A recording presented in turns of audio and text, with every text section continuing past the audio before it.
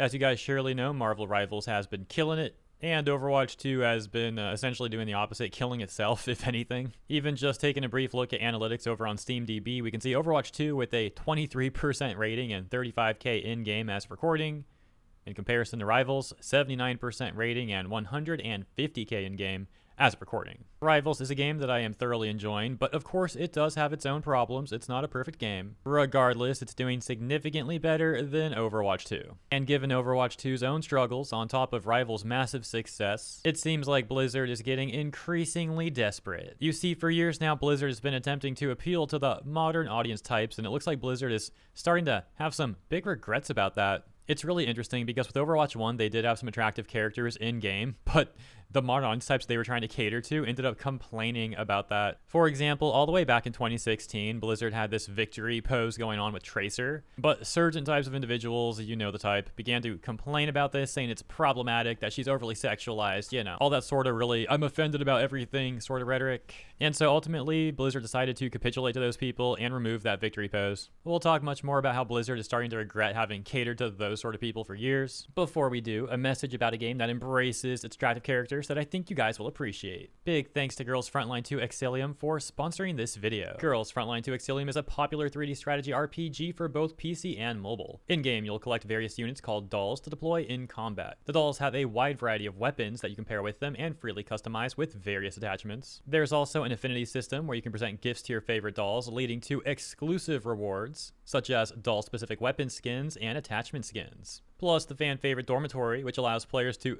thoroughly appreciate their dolls as they relax in different activities while off duty. And over at the refitting room, you'll also be able to select different outfits for your dolls and even unlock various idle animations as you level them up. You're even able to enjoy your arsenal of weapons in the weapons gallery. All of the guns are meticulously crafted in full 3D and can be viewed from any angle. Yeah, these devs know exactly what the people want. And this is a perfect time to play because GIRLS FRONTLINE 2 Exilium has a bunch of amazing events coming up, including a banner featuring increased drop rates for Klukai and Macchiato and outfits for them, as well as their respective elite weapons, Skyla and Bittersweet Caramel. The limited time event Aphelion is also coming up. Participate to claim targeted access permission times 30, access permission times 10, and Klukai's new outfit Speedstar for free. There's also the brand new game mode Boundary Push. Dispatch your dolls to explore the contamination zones and obtain development materials. So definitely consider checking out GIRLS FRONTLINE 2 Exilium with the link in the description or pinned comment or the QR code on screen, and enjoy. We left off discussing how Blizzard began to pander more and more to the modern audience types, and Overwatch went from a game where those types were complaining about sexualized characters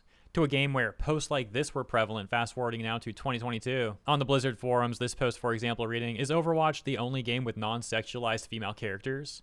I hope I can say that word in the title, but it's quite interesting thinking about why we have such a great and large LGBTQ community. And now fast forwarding to May 30th, 2023, after the release of Overwatch 2, and the first Pride Month occurring after Overwatch 2's release, Blizzard made this official post that reads, "Celebrate Pride in Overwatch 2, bragging about their inclusivity for Overwatch 2, or what you could really just call rainbow capitalism. For example, they wrote, beginning on June 1st. Everybody that logs into Overwatch 2 will receive an extensive collection of profile player icons and name cards, celebrating the many diverse identities that make up the tapestry of this fantastic community. The full list of cosmetics can be found below.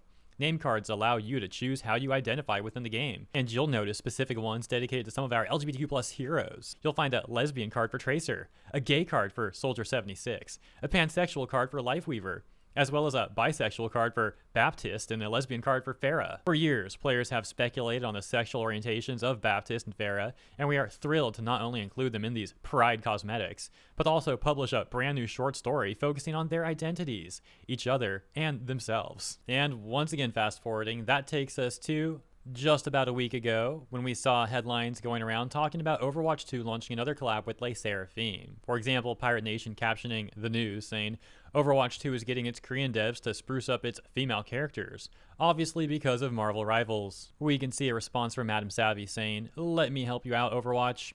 You can get all the Asians you want to completely redesign characters. That isn't going to help. You took away fun and focused on all the wrong things. You retconned lore to pander, and you censored the ever-living heck out of your game. Adding back loot boxes, ondoing every change, and doing nostalgia mode isn't going to save you. You burnt your goodwill. It's gone. No one new picks up your game, and everyone is No one new picks up your game, and everyone is leaving. It's called moving on from that bad ex." You have people who hate gamers working there. You have to make everything safe. It doesn't work like this. You can't just add something sexy and think that'll save you. Now if someone comes out and says, we were wrong to pander, here's transparency on what happened, that would work. But you'll never do that. The pride of your ideology won't let you. The pride of your activist staff won't let you. And I will never go back to Overwatch. But here's where things get really interesting, because certain Overwatch 2 fans are attempting to defend Blizzard here. Their argument is essentially that Blizzard has actually collabed with Sserafim before being specifically back in October 2023, in other words, before Marvel Rivals was even released. And so they're saying that Blizzard isn't concerned about Rivals, and this whole collab has nothing to do with Rivals at all. But when you actually take a look at the previous collab with Sserafim and compare it to the new collab, there's some huge differences with the collabs. For example, the new one does seem to show the characters in a much more attractive light, while the first one did have that sort of safe feel that Madame Savvy was talking about, and if anything even looks a bit awkward at times. I'll show you specifically what I mean. And by the way, for those that don't know, Sserafim is a South Korean music group. So in the collab from 2023, we can see part of the animation here. I'm not going to play the entire thing, but just take note of the outfits and take note of some of the things that the girls are doing. For example, this just seems awkward. Maybe maybe you agree or disagree, but this is just I don't know, it just looks weird and awkward to me. But okay, anyways, those are some examples of the first collab from 2023 as mentioned. But now we'll take a look at the brand new collab, and you can instantly see, first off, they have this style they're going with that's supposed to be more of an anime theme style. And it's very interesting how the characters are dressed in more revealing ways this time than they were in the first collab. And given all that's been going on with Overwatch 2 and Blizzard, this really doesn't seem like coincidence. Yeah, in my opinion at least, it's a pretty stark difference. The first one has this safe westernized feel, and now Blizzard is pretty clearly trying to change all that in the second collab. Hopping back over to Madame Savvy's post, let's check out some of the comments and see what some of the other people are saying. We saw an Overwatch defender. Here are some other comments though. Eldritch Bogart saying, the game died when they stopped producing good cinematics.